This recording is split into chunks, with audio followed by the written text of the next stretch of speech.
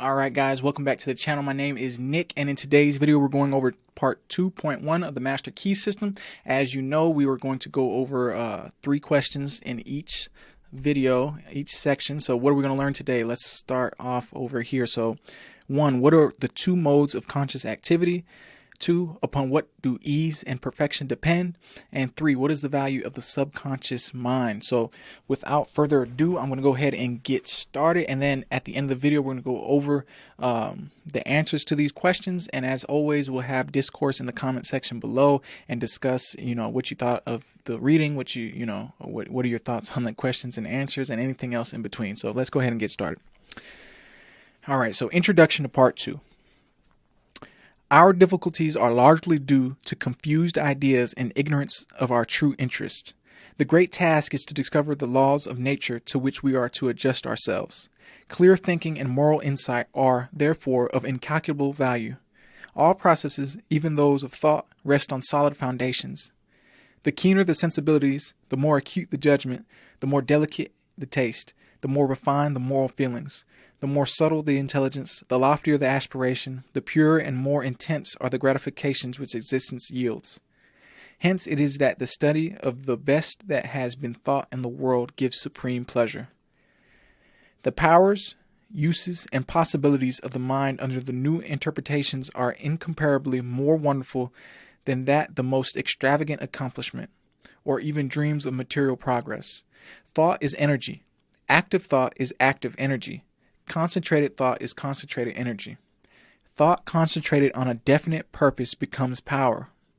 This is the power which is being used by those who do not believe in the virtue of poverty or the beauty of self-denial. They perceive that this is the talk of weaklings. The ability to receive and manifest this power depends upon the ability to recognize the infinite energy ever dwelling in man, constantly creating and recreating his body and mind, and ready at any moment to manifest through him in any needful manner. In exact proportion to the recognition of this truth will be the manifestation in the outer life of the individual. Part 2 explains the method by which this is accomplished. All right, guys, so let's get right into part 2. Part 2. The operation of the mind are produced by 2 parallel modes of activity, the one conscious and other subconscious. Professor Davidson says, "He who thinks to illuminate the whole range of mental action by the light of his own consciousness is not unlike the one who should go about to illuminate the universe with a rush light." The subconscious's logical processes are carried on with a certainty and regularity which would be impossible if there existed the possibility of error. Our mind is so designed that it prepares for us the most important foundations of cognition, while we have not the slightest apprehension of the modus operandi. The subconscious soul, like a benevolent stranger, works and makes provision for our benefit, pouring only the mature fruit into our lap. Thus, ultimate analysis of thought processes show that the subconscious is the theater of the most important mental phenomena.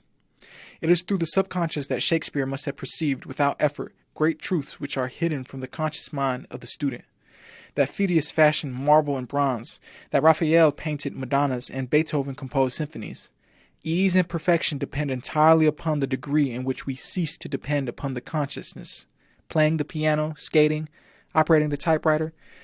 The skilled trades depend for their perfect execution on the process of the subconscious mind.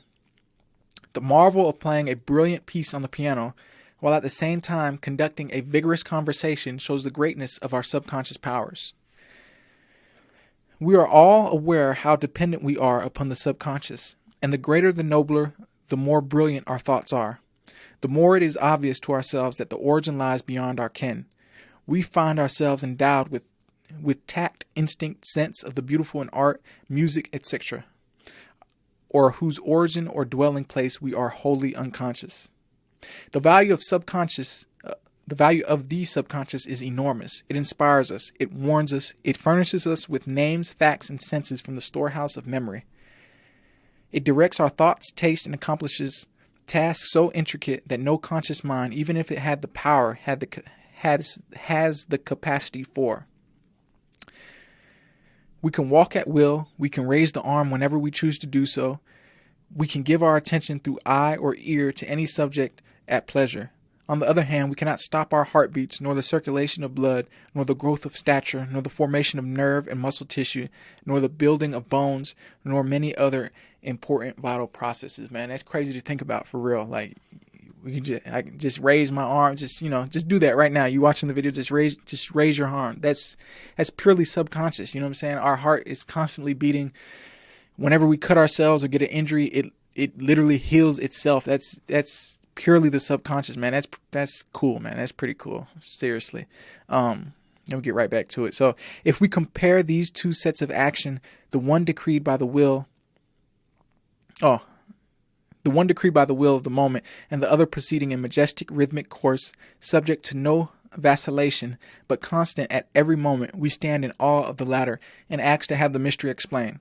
We see at once that these are the vital processes of our physical life, and we cannot avoid the inference that these all-important functions are designedly withdrawn from the domain of our outward will with its variations and transitions, and placed under the direction of a permanent and dependable power within us.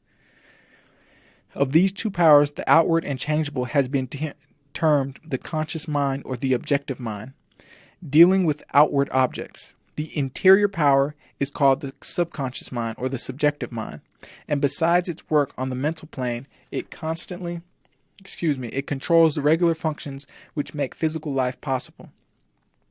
It is necessary to have a clear understanding of their respective functions on the mental plane, as well as of certain other basic principles, perceiving and operating through the 5 physical senses.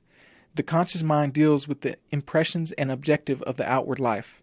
It has the faculty of discrimination, carrying with it the responsibility of choice.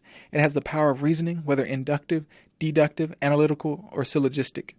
And this power may be developed to a high degree. It is the seat of the will, which all the energies that flow therefrom. Not only can it impress other minds, but it can direct the subconscious mind. In this way, the conscious mind becomes a responsible ruler and guardian of the subconscious mind.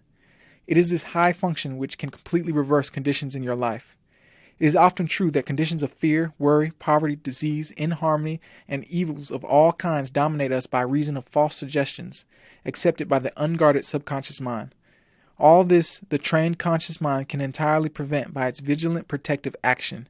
It may properly be called the watchman at the gate of the great subconscious domain. One writer has expressed the chief distinction between the two phases of mind thus: conscious mind is reasoning will, subconscious mind is instinctive desire, the result of past reasoning will. All right, guys, so that's part 1, and in the next video is going to be part 2 of part 2. So we're going to break those parts up. So let's go over the answers and see what we learned in today's reading. So question number 1, what are the 2 modes of conscious activity? Conscious and subconscious. Question number 2, upon what do ease and perfection depend? Very important. Ease and perfection depend entirely upon the degree in which we cease to depend upon the conscious mind.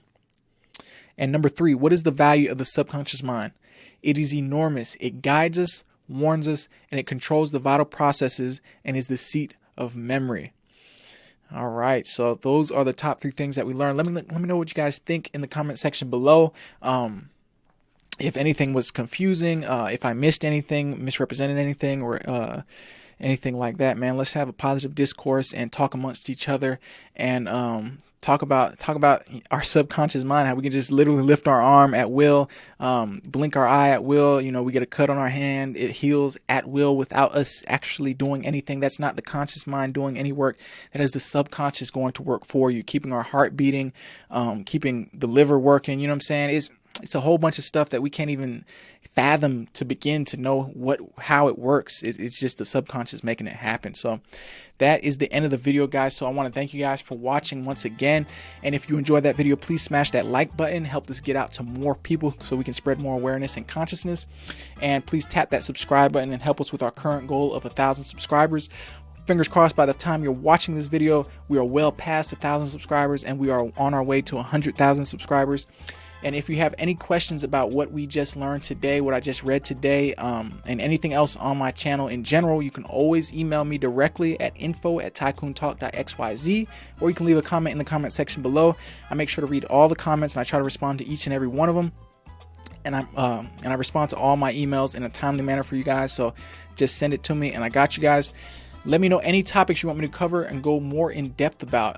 If you didn't understand something that I said, if it's something, you know, a thought led to a thought and you're like, this would be interesting, I want to hear Nick talk about it, just leave that in the comment section below as well, and I'll be sure to make a video about it. And all of my links are in the description box below to all my socials, online store, and everything in between. You can go ahead and check that out. And if you enjoyed this video, be sure to check out the other videos on my channel where I talk about making money with cryptocurrency. I talk about how to fix your credit. I talk about the financial markets and much more, man. A whole bunch of stuff that you really cannot Google and you can't really find elsewhere. This is years of studying and going through experiences on my own.